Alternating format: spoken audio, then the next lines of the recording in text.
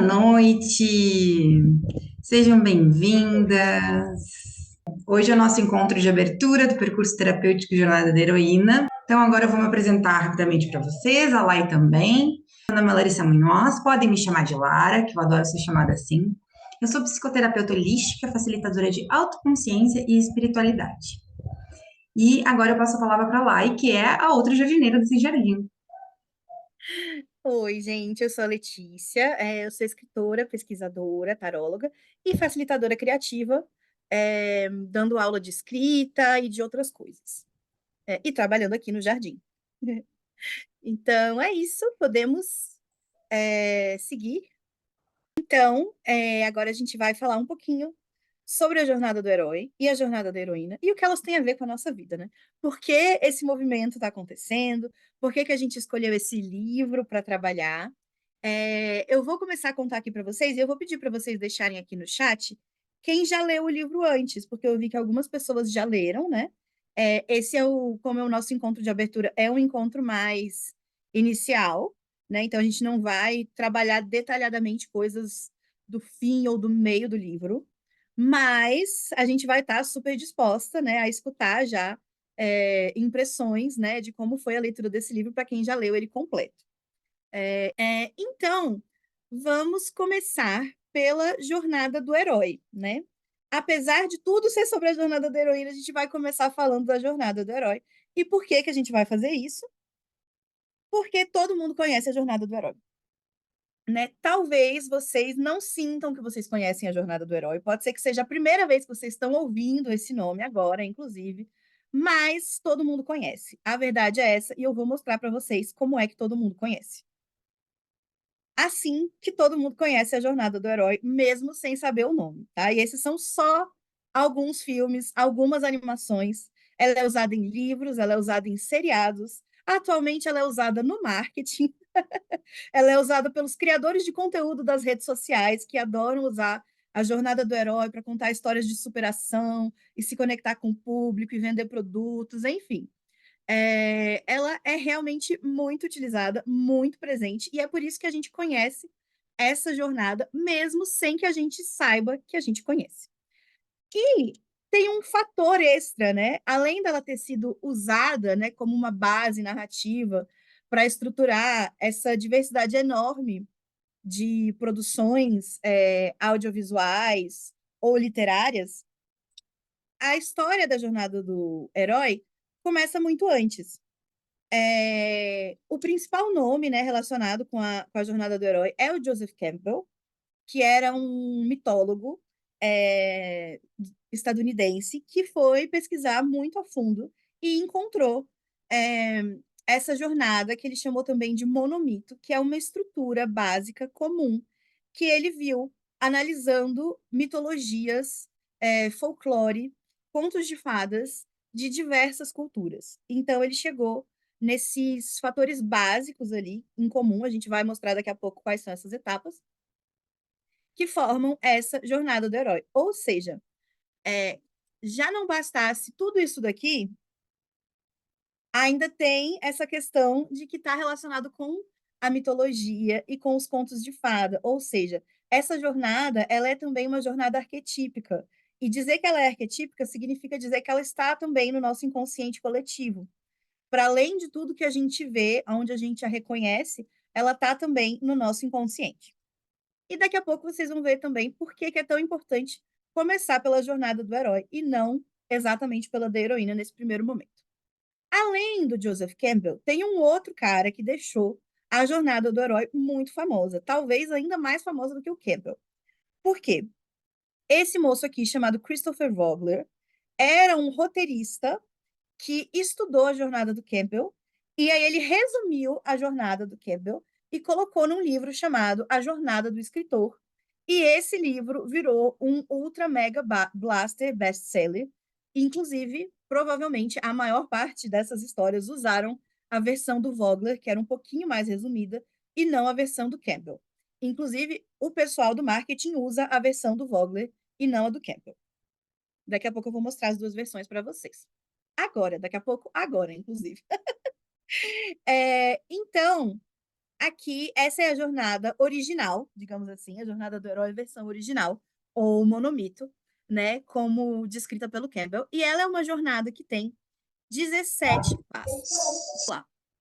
É, a jornada do herói do Campbell, né? Que é a original, que ele tirou ali muito da mitologia e contos de fadas, ela tem 17 passos. E o que é importante vocês saberem, né? Tanto para a jornada do herói quanto para a jornada da heroína. Muitas das histórias que a gente vê que usam essas jornadas, elas não usam necessariamente todos os passos. Às vezes, elas também mudam a ordem dos passos. Mas o que é importante, fundamental, né, para a jornada do herói? Que exista uma separação, uma iniciação e um retorno. E a gente vai ver isso aqui, né? Então, ela começa com o chamado aventura. Então, o herói vai ser convidado para viver alguma coisa. Depois, ele vai recusar esse chamado, mas aí ele vai receber uma ajuda sobrenatural. Então, ele vai topar ou não. Vai atravessar o primeiro limiar. Então, é esse aqui o momento da separação e que começa a iniciação. Por aqui, ele vai passar na barriga da baleia, ele vai ter provas, ele vai encontrar a Deus, ele vai ser tentado por mulheres, ele vai fazer as pazes com o pai dele, ele vai ter ali um momento de grande insight, em que ele vai conhecer melhor a si mesmo, ele vai receber uma última dádiva, ele vai perceber que ele conseguiu o que ele queria, mas que, na verdade, agora ele não quer voltar, ele quer continuar lá onde ele está. Aí ele vai, apesar de tudo, ele vai fugir, tentando levar ali uma coisinha que não era para ele levar, né? Levar um pouco do mundo especial junto com ele. Ele vai se enfiar numa confusão, mas ele vai ser resgatado por um auxílio externo, que pode ou não ser sobrenatural. Ele vai atravessar de novo o limiar, ele vai se tornar o mestre de dois mundos, porque agora ele vai ser capaz de entrar e sair no mundo especial, e ele vai finalmente ter a liberdade para viver. Então, apesar da gente ver essa jornada nesse formato circular, né, e ela ser muito comum, especialmente no mundo da escrita criativa, quando a gente olha, ela é uma jornada um pouco linear. E a gente vai ver daqui a pouco que isso é um contraste grande já com a jornada da heroína, porque ela é totalmente cíclica, ainda que essa apresentação aqui também seja cíclica. Eu sei que isso não ajudou muito. Mas, bom, então, essa aqui é a jornada do Campbell. E o que é interessante olhar aqui na jornada do Campbell? A mulher, né, uma figura feminina, aparece em dois momentos. Então, no encontro com a deusa, que não é um encontro legal, e na mulher como tentação. Ou seja, tem dois momentos em que a gente vê uma personagem feminina aparecendo, e em nenhum momento ela é realmente uma personagem que vai ajudar o herói nesse processo. Aí, por que é importante também a gente falar sobre a jornada do herói? Né? É importante a gente falar sobre a jornada do herói porque, para além do que ela representa e do que ela inspira em termos de histórias, ela também fala de jornadas que a gente vive dentro da gente, né? Então, o Jung, um dos pais da psicologia, foi uma dessas pessoas que estudou a jornada do herói, né? Dessa maneira em que ela é uma forma, né? Em que o herói sai e ele está buscando resgatar nesse mundo especial a própria alma, né? Para trazê-la de volta para o mundo, vencer aqui algumas das ilusões, trazer ela para o mundo e viver ali com mais plenitude e sendo ele mesmo. Né? E uma outra coisa que é importante dizer aqui para vocês é que, apesar do nome ser Jornada do Herói, essa jornada também é louca, também é vivida por protagonistas femininas, né? Só que, como a gente vai ver daqui a pouco, ela é uma jornada que tem todo um gostinho de macho, mesmo que ela também possa ser vivida por personagens femininas. Aí aqui para vocês verem, né, mais a título de curiosidade, a jornada do herói do Vogler, né, que foi essa que ficou ainda mais famosa. Ela é mais curtinha, né, porque ela tem 12 passos em vez de 17. E ela, inclusive, tira totalmente aqui a presença feminina, né? Ela nem aparece mais, nem como tentadora. Então, porque aí a gente tem um mundo comum chamado aventura, a recusa do chamado, encontro com o mentor, travessia do primeiro limiar, jogos, testes, aliados e inimigos, aproximação da caverna mais interna, provação suprema, recompensa, caminho de volta, ressurreição e retorno com o Elixir. Ou seja, ela enxuga bastante, ela tira a pouca presença feminina que tinha, mas ela ainda tem aquelas 3 coisas que eram as mais importantes: a separação, a iniciação e o retorno. Bom, e agora, eu já tinha comentado, né, com vocês que a gente está sempre vendo ela, né, por causa do marketing, ela também tem esse papel aí psicológico, arquetípico dentro da gente, né, da gente viver a nossa jornada. E uma coisa interessante, inclusive, não sei quem aqui gosta de tarô, mas o próprio tarô tem ali uma semelhança, né, que a gente consegue enxergar entre a jornada do herói e a jornada do tarô, por exemplo. Então, a gente vê o louco passando, de certa forma, por esse movimento de separação, iniciação, que vai ser uma iniciação ali cheia de testes e dificuldades, e depois tendo o retorno. E agora com vocês, a jornada da heroína, né? Então, primeira coisa para a gente falar sobre a jornada da heroína. Precisava mesmo de uma jornada da heroína? Você não acabou de falar, Letícia, que a jornada do herói pode ser vivida por protagonistas femininas também? Que não é só por protagonistas masculinos? Sim, isso é verdade, mas a gente precisava, sim, da jornada da heroína. Por quê?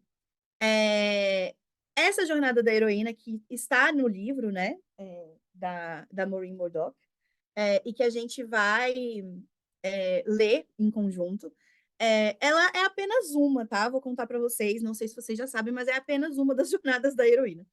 Eu que venho do mundo da escrita, a gente encontra direto alguém que criou uma nova jornada da heroína, ou que já tinha criado lá no passado, né, uma versão da jornada da heroína, porque assim como a Edilane, a gente quer mesmo responder o Campbell, né? Então, esse é um outro motivo pelo qual é tão importante a gente começar pela jornada do herói, porque a jornada da heroína é uma resposta para a jornada do herói, né? A Maureen Murdoch, que foi quem escreveu o livro, ela foi uma aluna do Campbell e ela se incomodou com como as coisas eram e aí ela resolveu fazer a pesquisa dela e montar a jornada dela.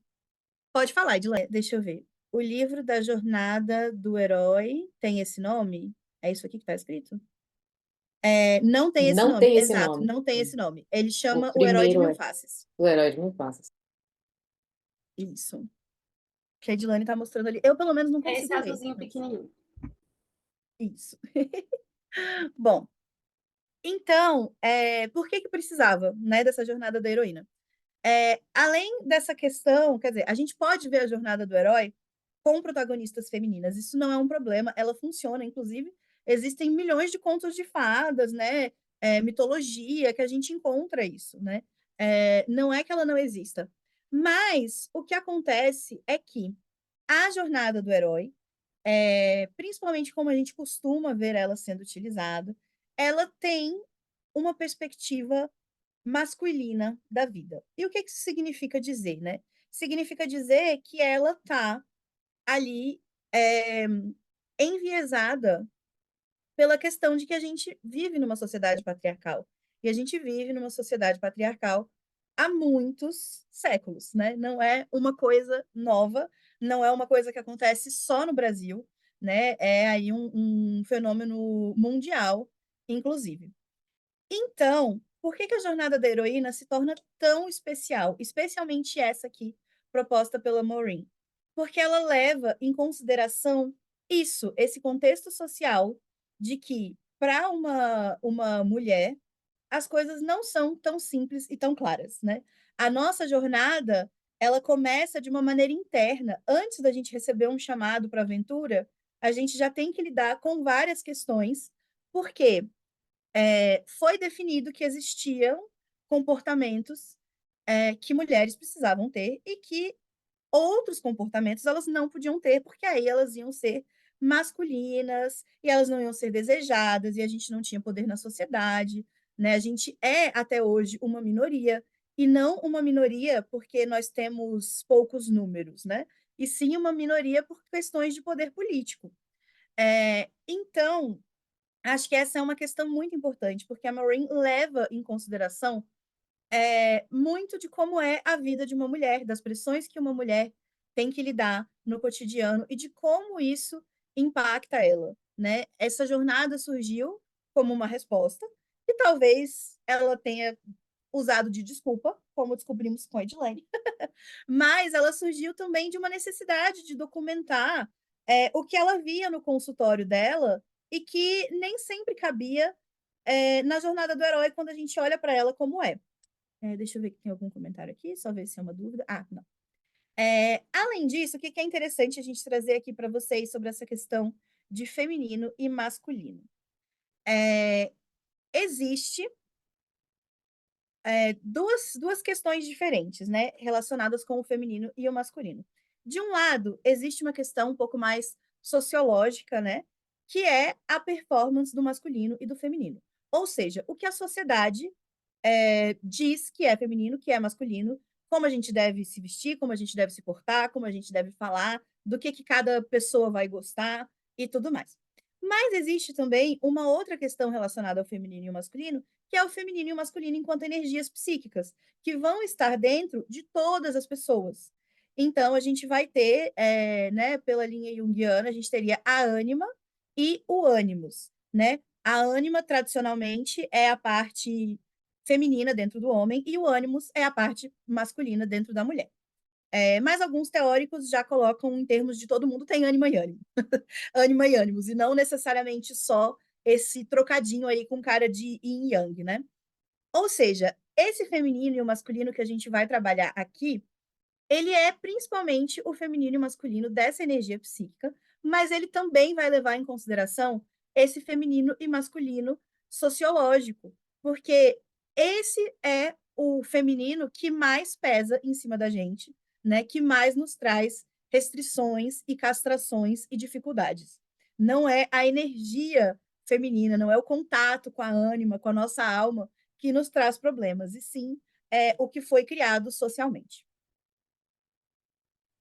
Então, aqui eu já comentei para vocês, né, da Maureen Murdoch, de como ela sentiu ali essa necessidade de fazer a jornada da heroína, de pesquisar sobre isso, de encontrá-la. E aqui vale a pena dizer que, da mesma maneira que o Campbell pesquisou mitologia, pesquisou folclore para chegar nessa construção, né, que ele reparou ali da jornada do herói, a Maureen Murdoch também pesquisou várias culturas, várias mitologias e folclores para montar a jornada da heroína.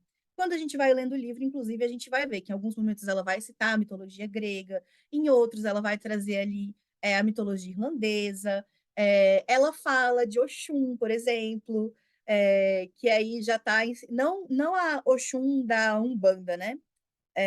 Mas Oxum mais ali no sentido do Ifá, né? Do Yorubá, e não a Oxum brasileira. Que, enfim, né? E não é a mesma coisa. E aí é muito interessante. E agora, né, vamos ver de que maneira, né, como exatamente que essa jornada da heroína se conecta com a nossa vida para poder tirar um pouco dessa abstração e entender realmente como que ela vai se diferenciar da jornada do herói.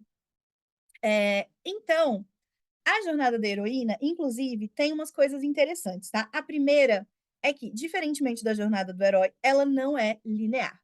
Ela é cíclica. A gente pode viver essa jornada mais de uma vez. A segunda coisa que é interessante é que, diferentemente da jornada do herói, em que é, de certa forma, um passo a passo, você pode mudar a ordem, você pode tirar algumas etapas, mas, de modo geral, você só muda de etapa quando você sai da etapa. Na jornada da heroína, é possível que você esteja em mais de uma etapa ao mesmo tempo, né? Então, tem essa representação aqui, está um pouco mais colorida do que a do livro, mas é basicamente a mesma coisa que está no livro.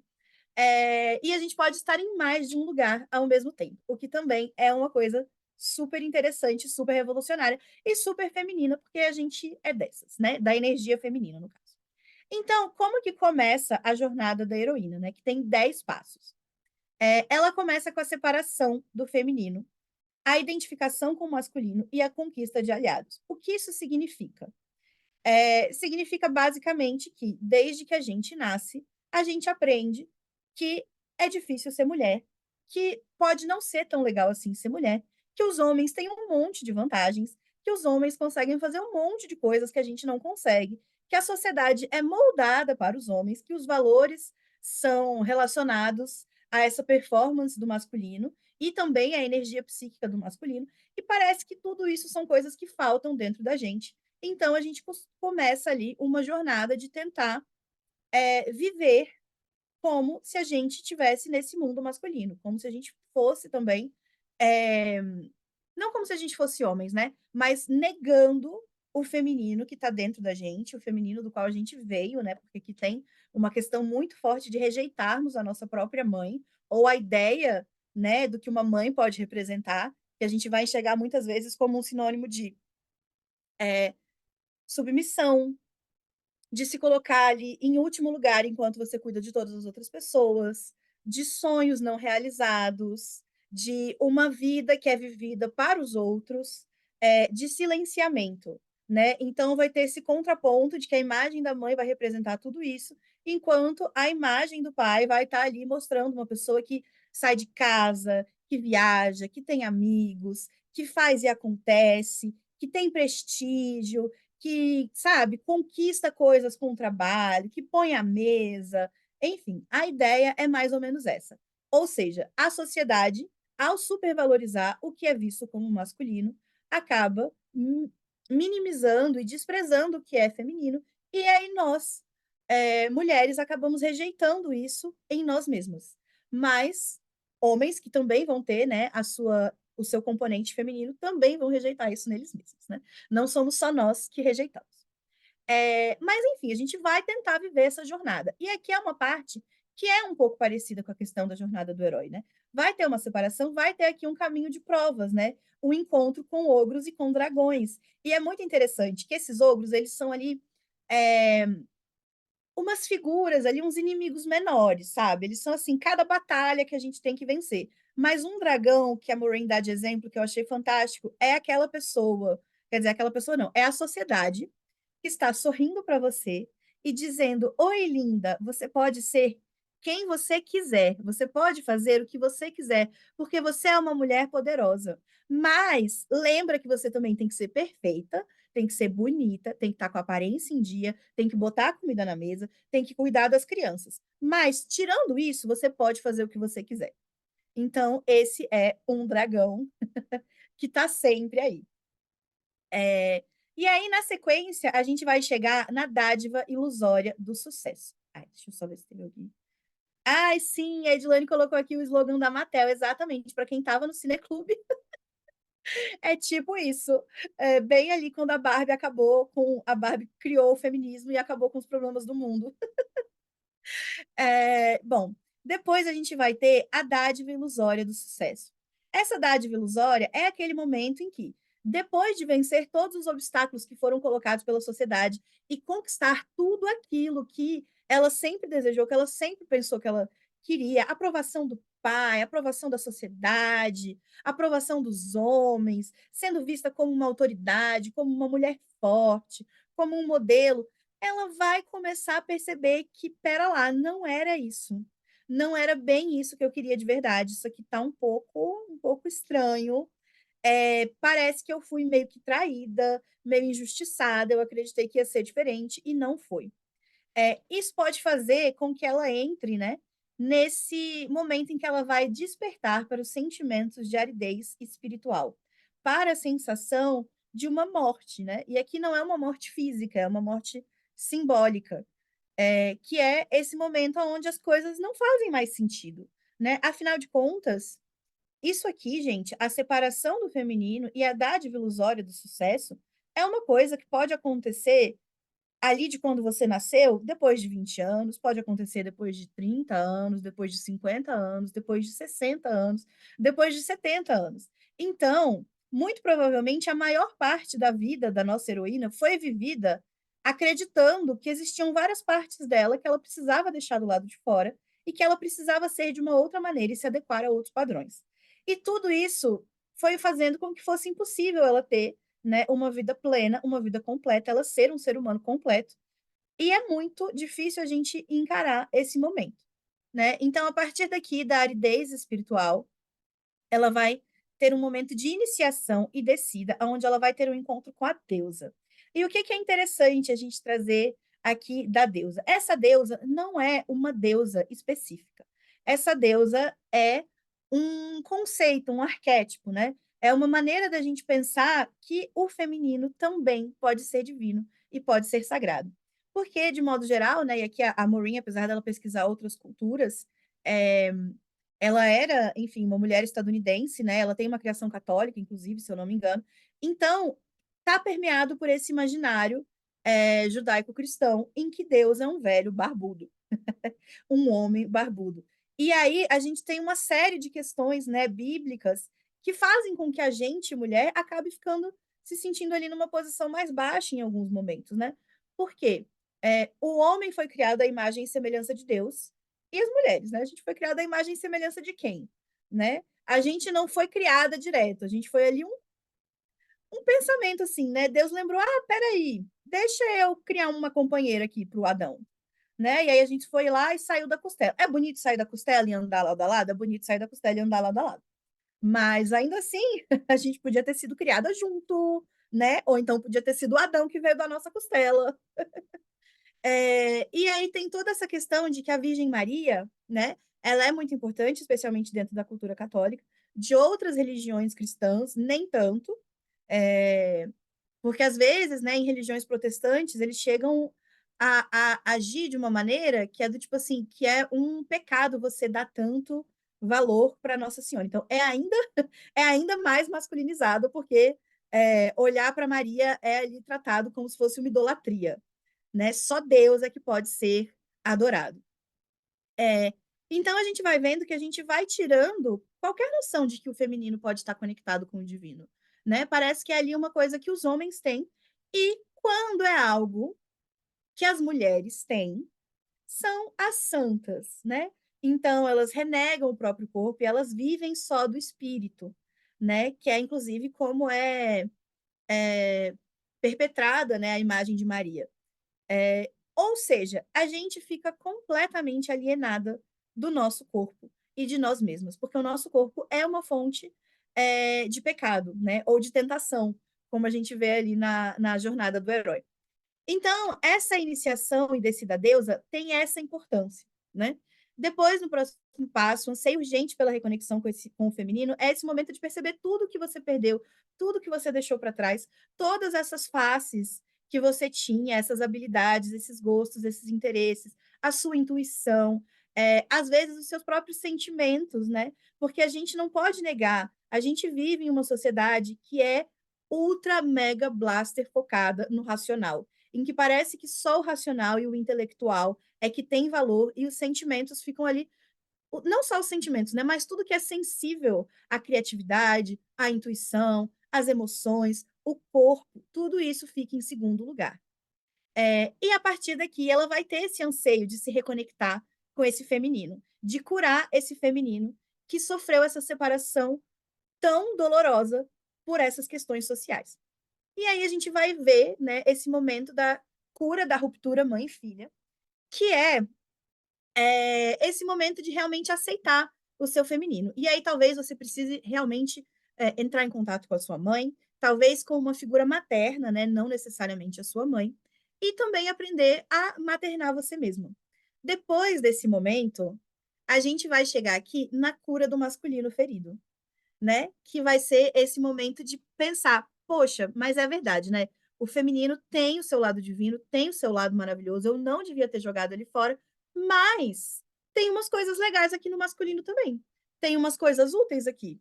Eu vou curar isso daqui e eu vou usar o masculino para o bem. Vou parar de fazer esse uso negativo e vou usá-lo para o bem. E é aí que a gente chega no último estágio da jornada da heroína, que é a integração do masculino e do feminino, o momento em que ela encontra o equilíbrio, ou seja, ela tem a sua ânima e ela tem o seu ânimos, né? Ela tá ali em equilíbrio, inclusive se fala muito também do casamento alquímico, né? Que é essa junção do masculino e do feminino, a partir da qual a gente pode criar novas coisas e criar uma nova nós, uma nova eu. Então, essa foi a jornada da heroína para vocês conhecerem. E por que que eu trouxe aqui a Merida, né, de Valente? Não sei se todas vocês assistiram Valente, mas Valente é um filme que tem todas as etapas da jornada da heroína, então é bem legal de assistir. Inclusive, É muito interessante porque essa separação do feminino fica muito visível em Valente, porque desde o começo ela quer atirar com arco e flecha, né, junto com o pai e os irmãos. A mãe dela tá falando ali que ela tem que casar, que ela tem que ser uma boa anfitriã, que ela tem que fazer isso, que ela tem que fazer aquilo. Ela não tem interesse por nada disso, né? Ela acha o pai dela um herói, a mãe dela um fracasso, e ela quer ficar longe da mãe dela. E no momento em que elas se separam, né, em que tem ali uma grande cisão entre elas, a tapeçaria da família é rasgada. E aí a Merida fica de um lado, junto com o pai e os irmãos, e a mãe fica do outro, sozinha, se eu não me engano. Ou seja, realmente tem uma separação ali visível. E no final, eu espero que eu não esteja dando um spoiler, mas no final, parte de como se reverte o feitiço, né, que fez a mãe da Merida se transformar em urso, envolve exatamente a Merida pegar essa tapeçaria e juntar a tapeçaria de novo, separar ali o que tinha sido rompido. E no final, ela e a mãe estão diferentes, porque a mãe aprendeu com ela também. Então a gente vê, inclusive, que no começo do filme a mãe dela era muito mais rígida, estava sempre ali com o cabelo preso, impecável. No fim do filme, ela tá com o cabelo solto, deixando o cabelo balançar no vento. Ela entende melhor a Merida, assim como a Merida também entende ela, também vê ali a importância da vida deles e da relação deles com a sociedade. Então, isso era aqui o que eu queria trazer para vocês da Jornada da Heroína hoje, né? Lembrando que a gente está aqui num encontro introdutório, né, do nosso percurso. E aí a gente vai ser colocada nas mãos da Lara, momentaneamente, para a gente fazer um exercício prático e vivencial de nos encontrarmos com a nossa heroína. E aí ela vai fazer essa prática e depois a gente vai trocar sobre como foi. Então, continuem aqui, porque essa parte é apenas maravilhosa. Eu peço que vocês, em posição sentada, de preferência, não façam deitadas, porque a chance de dormir existe, principalmente no final do dia, né, à noite. Então, numa posição sentada, mas que vocês consigam se sentir confortáveis, tá? Para vocês relaxarem. Eu vou conduzir uma breve meditação. Você, se alguém aqui nunca meditou, não fique preocupado com isso, tá?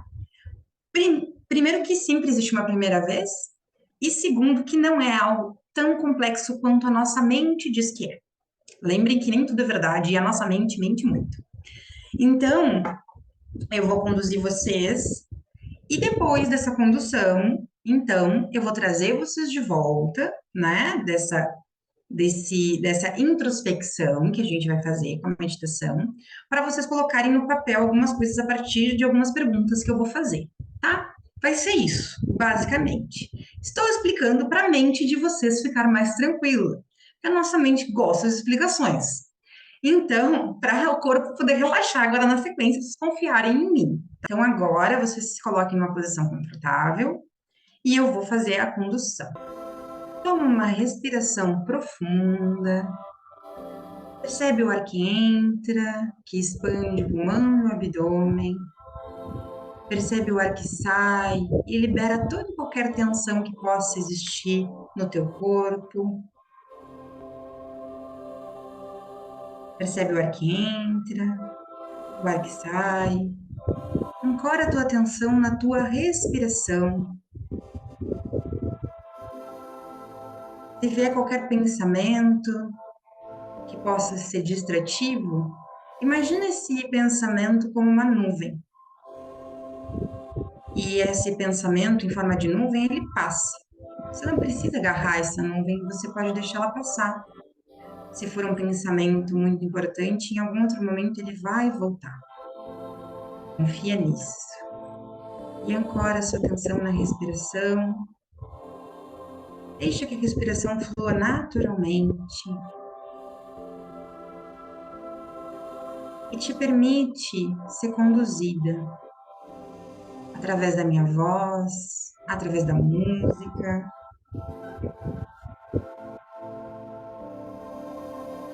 Que então vai te levando a tua consciência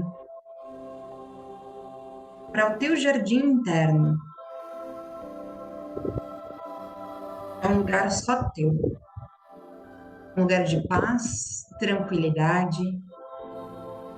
É um lugar bonito aos teus olhos. É um lugar que pode ter muitas variedades de flores ou pode ter apenas uma única variedade de flor. Pode ser que tenha árvores ou apenas vegetação mais rasteira. Pode ser que tenha alguma água que flui, seja em formato de rio ou cachoeira. O teu jardim é o que é. Abre mão de controlar como ele é. Se por acaso ele tem um canto não tão bonito, que ainda precise de mais cuidados, tudo bem, aceita esse canto também como parte do teu jardim.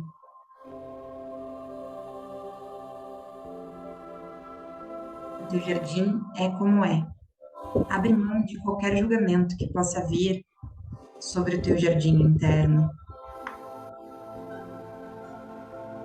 Percebe a brisa que existe nesse ambiente, a temperatura. Percebe se esse lugar, a luminosidade, como é que é? O sol é pleno, ou já está anoitecendo, ou está recém-nascendo o dia. Pode ser que no teu jardim já seja noite, e não tem problema. A luz vem da lua e das estrelas.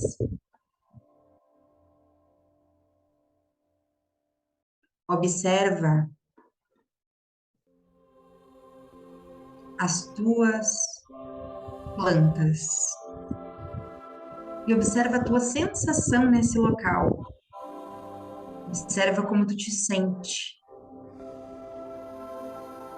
na conexão íntima contigo mesma, nesse ambiente de paz, segurança e tranquilidade que é o teu jardim. Pode ser que tu estejas sentada ou em pé ou deitada. Pode ser que você esteja de olhos abertos ou fechados nesse ambiente. Caso você esteja percebendo que seus olhos estão fechados na sua visualização do seu jardim, você abre os olhos da imaginação. Abre esse olho interno que te permite ver além, te permite ver ainda mais do que o olho físico vê. Permite enxergar a tua alma. Permite acender a tua intuição. E nessa conexão profunda contigo mesma, percebe que existe uma figura interna que tem esse nome, heroína. E tu te encontra com essa heroína dentro do teu jardim. Ela aparece para você. E sem nenhum julgamento de como ela deveria se parecer, você aceita exatamente como ela é.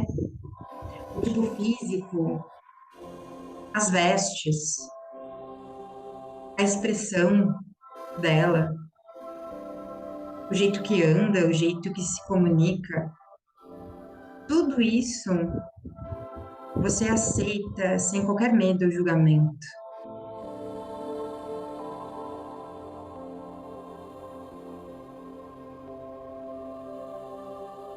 Você recebe então a sua heroína.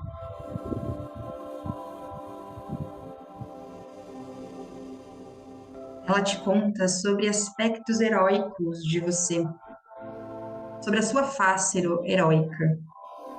Ela te conta sobre as heroínas que te inspiram.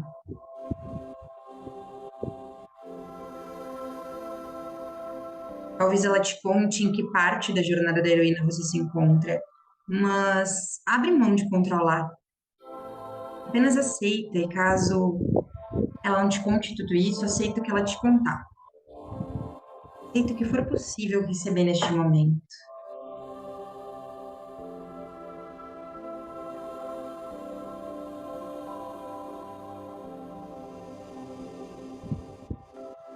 Percebe qual é a sensação de receber essa heroína, a sua heroína interna.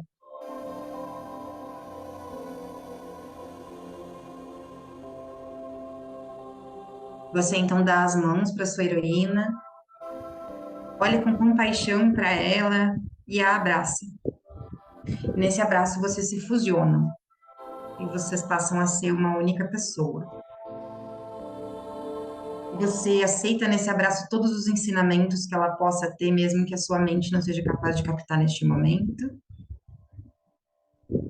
E você confia que esse encontro é para o seu mais elevado bem, de todos os envolvidos e de toda a humanidade. E repete mentalmente: me sinto grata, me sinto grata, me sinto grata.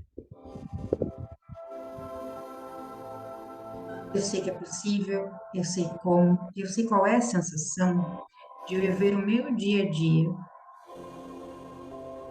a partir do que é mais elevado para mim mesma, cuidando de mim integralmente e aceitando todas as partes que me integram, respeitando profundamente o meu lado feminino e masculino.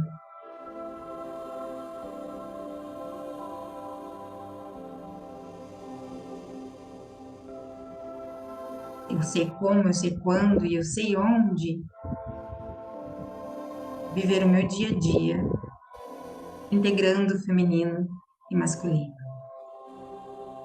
Você toma uma respiração profunda e vai caminhando pelo seu jardim até uma cachoeira. E essa cachoeira, ela serve como uma limpeza para o seu corpo, para a sua alma, para a sua mente e para as suas emoções. Essa cachoeira te lava, enxágua e leva embora todo e quaisquer crenças que já podem ser levadas embora para serem purificadas. Você não precisa saber quais são. Apenas aceita que essa água, essa luz te limpa de tudo aquilo que conscientemente ou inconscientemente você já escolheu desapegar. Essa água da cachoeira, então, chega até teus pés, os teus pés criam raízes. Essas raízes vão adentrando profundamente cada camada da Mãe Terra. E você sente essas raízes conectando com o cristal eletromagnético que tem no centro da Terra. Esse cristal, ele purifica todas as energias e devolve para suas raízes uma energia totalmente renovada. E você puxa a energia da Terra através das raízes, e essa energia com as suas raízes vai chegando de volta a seus pés, seus tornozelos, suas pernas, suas coxas, seu baixo ventre, seu abdômen, seu peito, sua garganta, seu rosto, sua testa, até chegar no topo da sua cabeça. E aí você vai trazendo sua consciência de volta para o momento presente, para aqui e agora, para o lugar onde você está sentada e sem qualquer pressa. Você pode ir mexendo seus dedinhos dos pés e das mãos. Com muita gentileza, pelo ser maravilhoso que você é, você pode ir voltando a mexer seu corpo, pode dar vontade de espreguiçar, se permita espreguiçar. Se vier um bocejo, libera o bocejo. Se vier vontade de chorar, chora. Se vier vontade de dar um grito e for possível gritar, grite, evitando acordar alguém se alguém estiver dormindo. Se permita liberar o que o corpo precisa liberar neste momento. E se você tiver uma aguinha aí com você e sentir um pouco de sede, entrega para o seu corpo, o corpo está pedindo.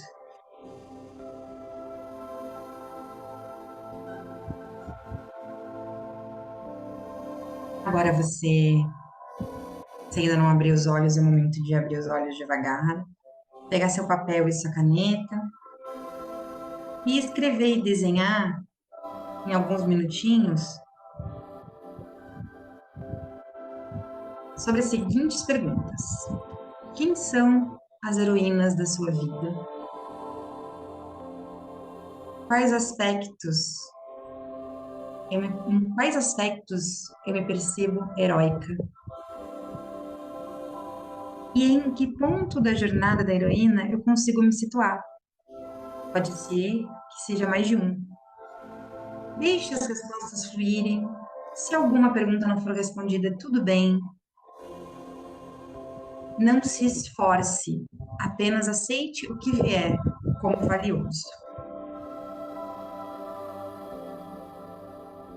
A gente tem 5 minutinhos desse exercício. Vocês vão continuar com a música.